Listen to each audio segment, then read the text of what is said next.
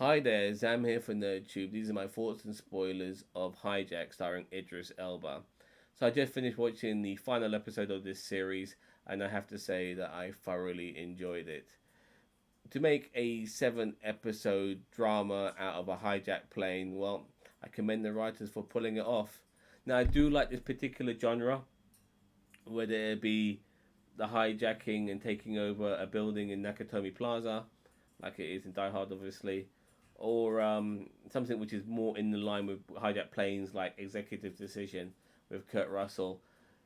I love this genre. I don't know what this genre is necessarily called, but I'm a big fan of it. But this time around, they've had to do this genre across 7 episodes and make it work, make it understandable, and they've done it.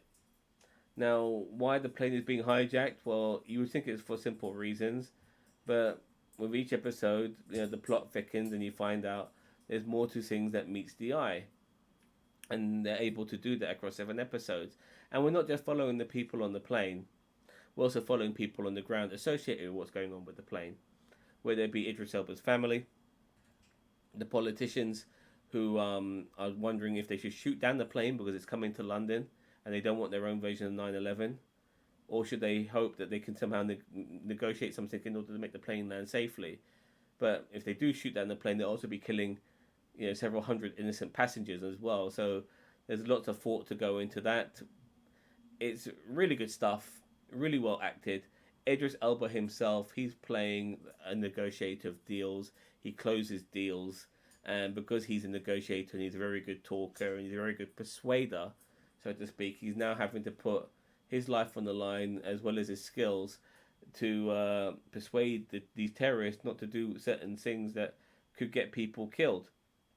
He's trying to outsmart them. He's trying to play them and stuff like that. And he's not being very cocky about it. Idris Elba's persona, whilst he's doing all of this, is that he's playing somebody who is obviously shitting himself because he's dealing with armed terrorists and he's worried about what they're going to do. He doesn't want to die, but he's still having to do what he can in order to survive and maybe save everybody else on the plane. Even though you're not sure if he's necessarily trying to do that, but in a way you feel like he might be trying to do that. He's just trying to find the best solution. If he saves people on the plane, he's probably saving himself as well. But yeah, it's very interesting. It's really well written. It's good quality drama. Doesn't drag. We're not having stupid stories about finding out about certain passengers unnecessarily and you know padding things out for the sake of it by making it maybe 10 episodes, which would probably ruin this show because we'll probably have story arcs on people that what we don't give a fuck about. We're just keeping it nice and streamlined. 7 episodes, nice twists and turns during the course of this show.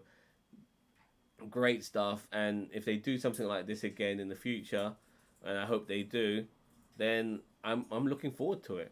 This was really really well done. I thoroughly enjoyed it. I'm gonna give this series a 9 out of 10. I do recommend it. If you have Apple TV or you have other ways of figuring out how to watch this.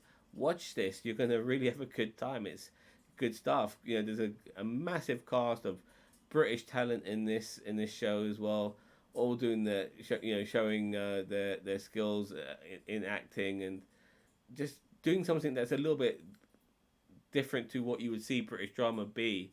You know, this is terrorism. These are armed people with guns and stuff like that in a hostile situation. This feels like a very Americana style of TV show, so to speak, but it's British, and it's just in a way, it just yeah, that difference there in itself makes it also very intriguing. I'm glad in a way it's not fucking Americana.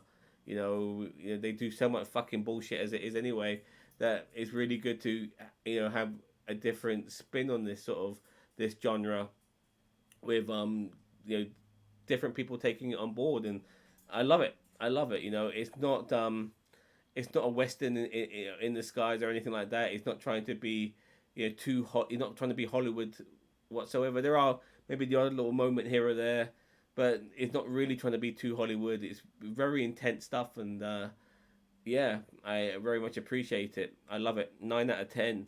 I do recommend this. If you have Apple TV or if you have other ways of watching this, watch it.